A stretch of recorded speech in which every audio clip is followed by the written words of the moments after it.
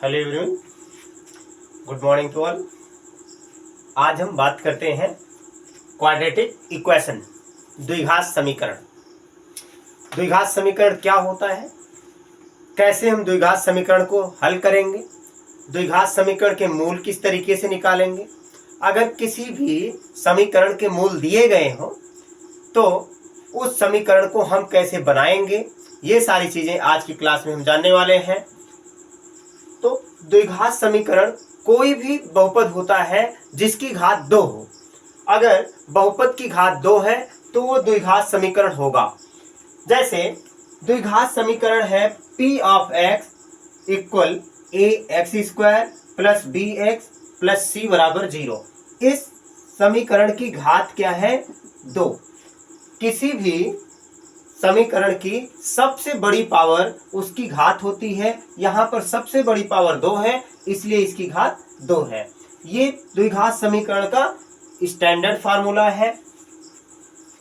हम किसी भी पॉलिनोमियल को अगर 0 के बराबर कर देते हैं तो वो द्विघात समीकरण बन जाता है। जैसे ये आपका द्विघात समीकरण है। द्विघात समीकरण को हम सॉल्व कर सकते हैं दो मेथड से। एक आपका होता है गुणनखंड विधि फैक्टराइजेशन मेथड, और दूसरा आपका होता है फार्मूला मेथड,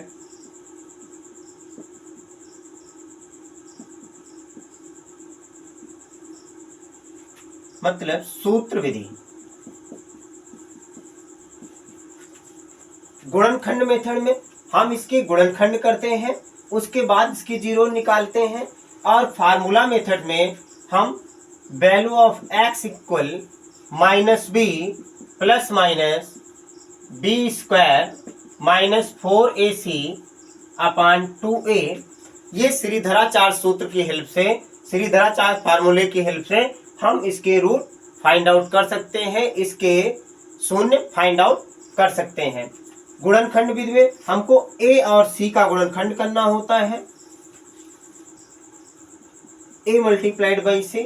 इसको इस मेथड से मल्टीप्लाई करते हैं कि इसको ऐड करने पे b आए। तो इसको हम एक एग्जांपल की हेल्प से समझते हैं। y square plus 5y plus 6 बराबर 0।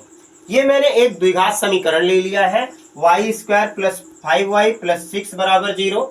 ये द्विघात समीकरण y के टर्म में है, y के पदों में दिया गया है। तो हमको 6 का ऐसा फैक्टराइजेशन करना है, 6 को ऐसे फैक्टराइज करना है जिसको प्लस करने पे 5 आए। 6 को आप फैक्टराइज करेंगे तो आपको मिलेगा 3 मल्टीप्लाई 2। तो आप क्या करेंगे, y स्क्वायर प्लस बड़ा वाला फैक्टर पहले लिखना है, मीन्स 3 को आप पहले लिख लेंगे, ये वाला सिंबल लगाना है प्लस का, उसके बाद छोटा वाला फैक्टर लिखेंगे, फिर ब्रैकेट बंद कर देंगे, यहाँ पर आप y लिख देंगे प्लस 6 बराबर 0। अब आपको ब्रैकेट ओपन करना है।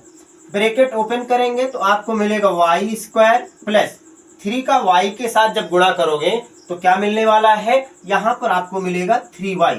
2 का y के साथ मल्टीप्लाई करेंगे तो यहाँ पे मिलेगा 2y प्लस 6 बराबर 0।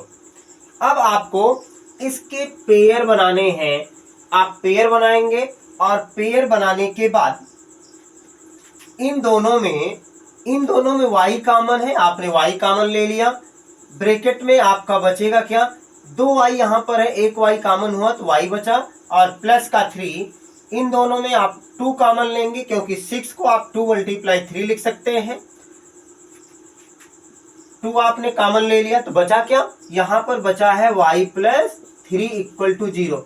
अगर आप फैक्टराइजेशन कर रहे हैं, गुणनखंड कर रहे हैं, तो इस ब्रैकेट में और इस ब्रैकेट में, दोनों ब्रैकेट में एक ही वैल्यू आनी चाहिए। अगर दोनों ब्रैकेट में एक वैल्यू आ रही है तब आपका क्वेश्चन यहाँ तक सही है। उसके बाद आप क्या करेंगे, ब्रैकेट वाली वैल्यूज को एक साथ लिख लेना है। ब्रैकेट वाली वैल्यूज को एक साथ लिख लेना है। आप यहाँ पर लिखेंगे क्या, y प्लस 3, और जो वैल्यूज ब्रैकेट के बाहर हैं उनको दूसरी तरफ लिख लेना है y प्लस 2 इक्वल टू 0। अब यहाँ पर आपको दो जीरोज मिलेंगे। जैसे आप कहीं पे a मल्टीप्लाई b इक्वल 0 लिखा है तो इसका मतलब होता है या तो a 0 है या तो b 0 है। तो इस दोनों कंडीशन हम यहाँ पे लेंगे। पहले हम करेंगे y plus 3 equal to 0, value of y equal, ये प्लस इधर है ये ट्रांसपोज होगा, -3 इधर आ जाएगा तो y का एक वैल्यू मिल गया -3।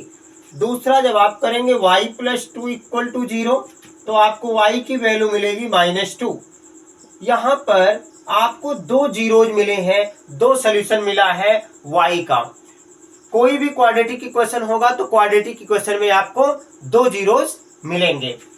तो ये आपका सॉल्यूशन हो गया इस क्वाड्रेटिक इक्वेशन का।